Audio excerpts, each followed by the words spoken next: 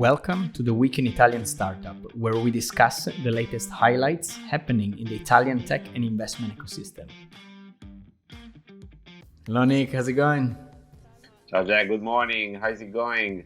Very good, very good. So, super exciting last week, I would say. A nice balance of 5 rounds above 1 million euro and 3 between 5 and 10. So it's been a pretty productive week last week. And let's start immediately and dive deep into maybe the biggest ones. Starting from Caracol, which is very close to you. So for the listener, Caracol is a company that has developed a very advanced and sophisticated additive manufacturing technology, which essentially has been used in a lot of applications, including aerospace, big manufacturing, prototyping, etc. And they've been extremely fast because I remember we talked about Caracol last year because they closed a raise, a 3+ million raise. And now they're back at it with a way bigger round, 10.6 million in a round led by CDP VC, Neva SGR, Primo Space, and Eureka SGR. So super exciting, super exciting. Yep. What is your take on that, Nick? Well, that comes from the Primo Space portfolio. So it's, as you said, it's from the cousins. I think they're very happy about the investment they made originally and how this company is going. I hear they're going quite well, and this round is focused on going international. Mm-hmm. And as you said, the technology they're developing, basically, if I understand it well, an innovative extruder plus the robotic arm plus the software that you can use to take from idea to something physical, whatever you want to print. It also has application in the aerospace industry. They're important application in the aerospace industry because we are talking about large components, not the small, tiny things you put on your table, but things that are at least as big as your table. So this is one of those startups that, even though they have a broader application base, they have a very good application in the space, and that's why we originally invested in them. I like the fact that the technology. The concept is it's been around for a while. So 3D printing in some form, as you say, like big and small. Mostly small has been, people have been like playing with it for a while. Additive manufacturing also has been pretty common in the marine industry, I would say. So it's not something extremely new, but what is very interesting, I think, is twofold, which, as you say, first of all, is the scale to which they can print prototypes. So I was reading on their website that essentially with some add-ons, they can reach 15-meter long pieces. So it's totally a huge amount. For aerospace and for other manufacturing, that's definitely significant. And the second elements are the technical elements, which is essentially they can work with a lot of like advanced polymers, which essentially is not just like a limitation on the materials, but they work with a very specific and wide range of polymers. And in addition to that, precision. So 3D printers commercially available, they tend to be like kind of maybe not as precise as the industrial grade. So these guys are really pushing the limit. So to a concept which is widespread and well assessed and well known. So people appreciate the technology and playing the angle where they want to be the best in precision and polymer use. I think that's a very, very interesting strategy. Yeah. Yep. Very cool. To say something about the investors, the original round in 2021 was led by Primo Space and Eureka Ventures. Primo Space does space, Eureka does new materials, so perfectly in line with what you were saying. And now the new round is led by CDP Venture Capital with the Evolution Fund, the Deep Tech Fund, plus Neva SGR. So that's basically the VC arm of Intesa Sanpaolo Group, so a bank. Yeah, exactly. Very interesting pool of investor. Kind of surprised that there is no like sort of big manufacturing company yet in the round, or maybe they will be later on, or big robotics company. Like Stellantis has has some big investments in robotics in general. So we'll see how it goes. Maybe, yeah, super interesting. Good point. Right. Probably for the next round. Maybe works. Yeah. No, but good job, your cousins at Primo Space to kind of catching that early and seeing the opportunity. I'm excited for that for sure. Awesome. All right, moving on. BeDimensional, a new material startup raising 10 million in a round led by CDP VC with Eni Next and NovaCapital. So basically here we're talking about a spin-off from the Italian Institute of Technology.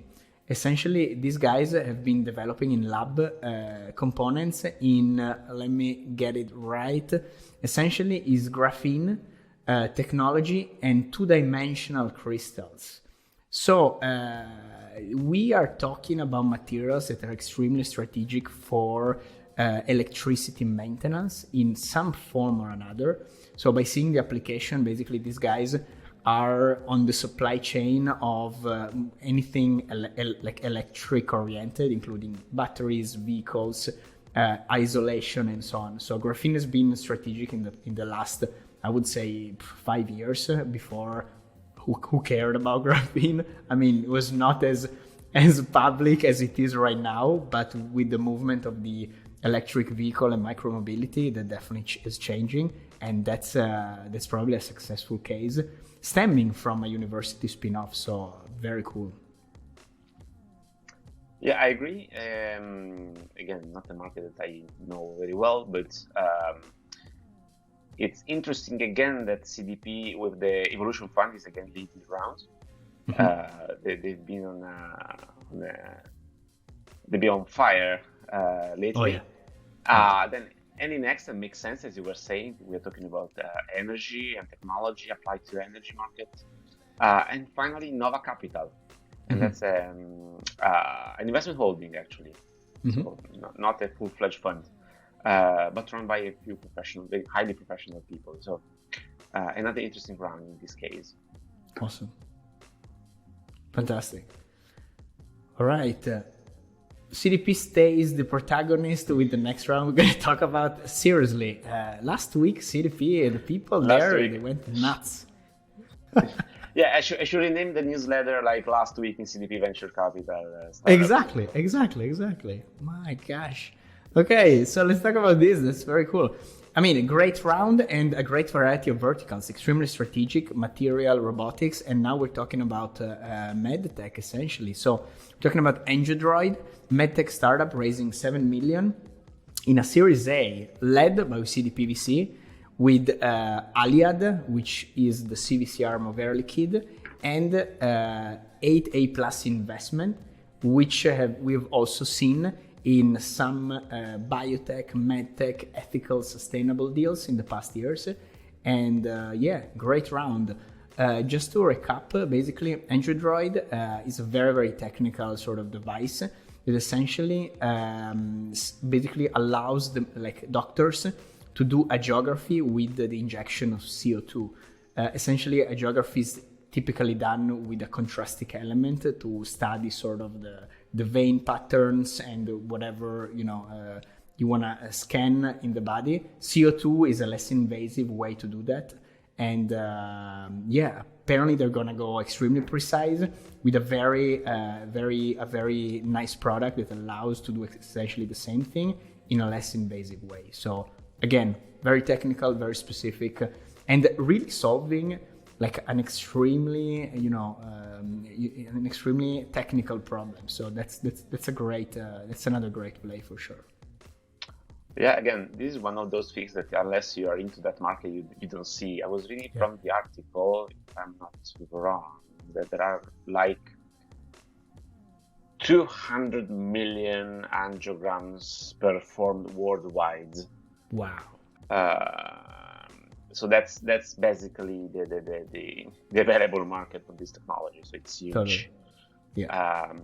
In terms of economics and in terms of impact. If you think if it's true that the technology is less invasive, fewer collateral effects, and so on and so forth, it's better for the health. So a good triple bottom line over there. Totally. Definitely a step up to the technology and the application. Yeah, I mean it's definitely a big potential.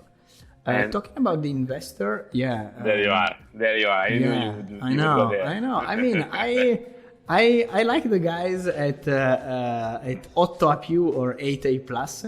They've been really sort of trying to build a company around very specific guidelines, which are pretty unique, I would say. I mean, just to remind people, essentially, they launched, I think last year or 2 years ago, like a CCAF compartment about ethics and following guidelines from sort of the Catholic doctrine, which is pretty unique. I mean, it's unprecedented to at least to what you generally see in the VC space.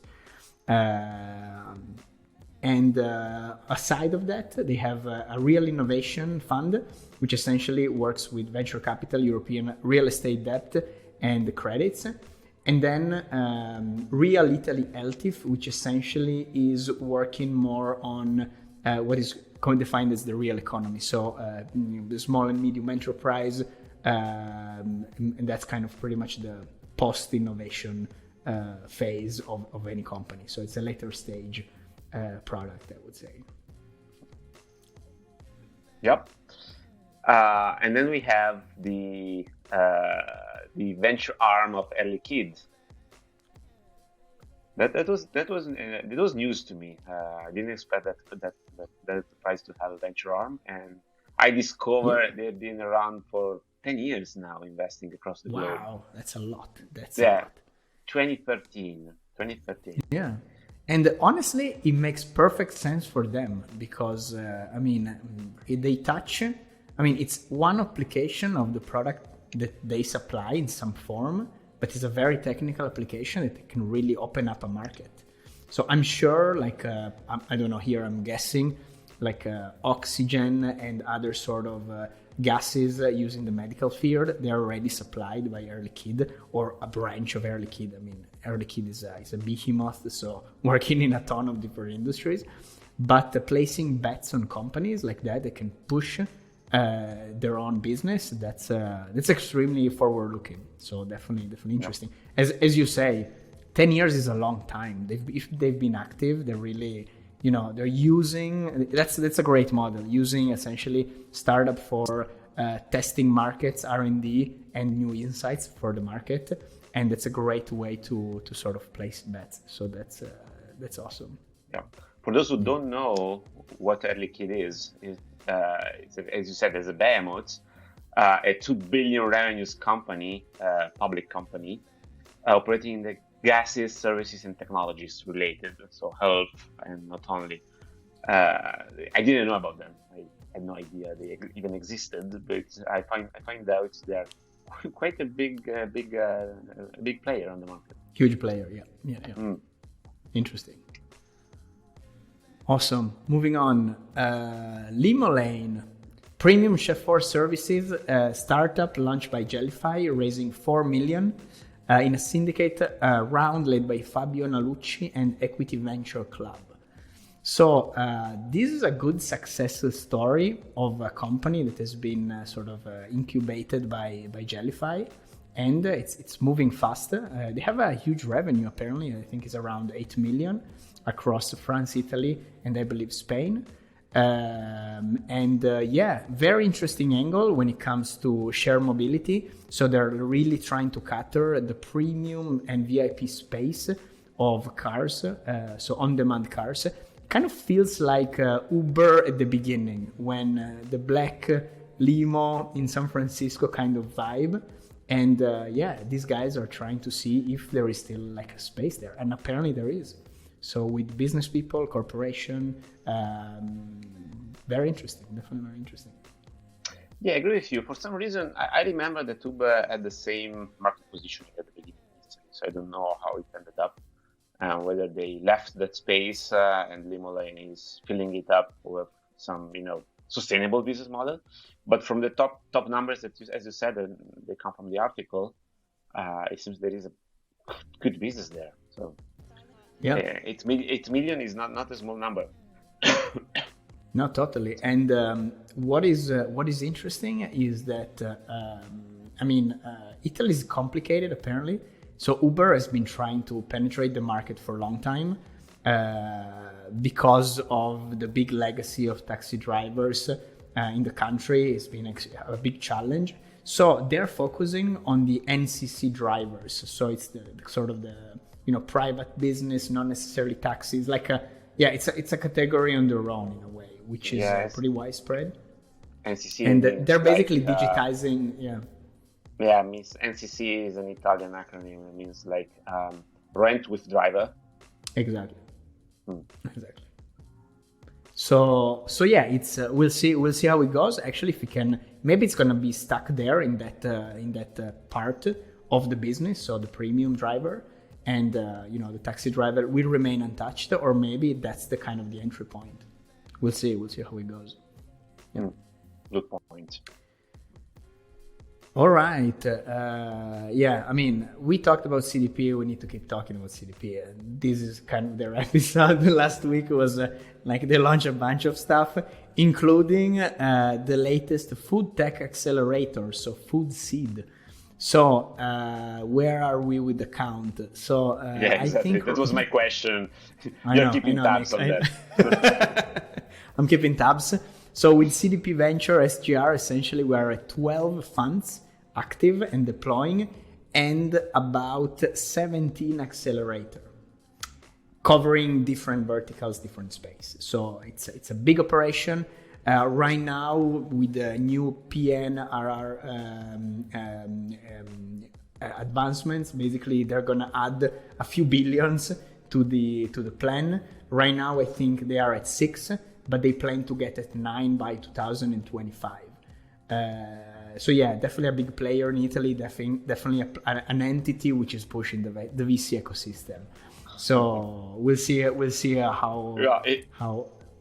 Can I make a joke?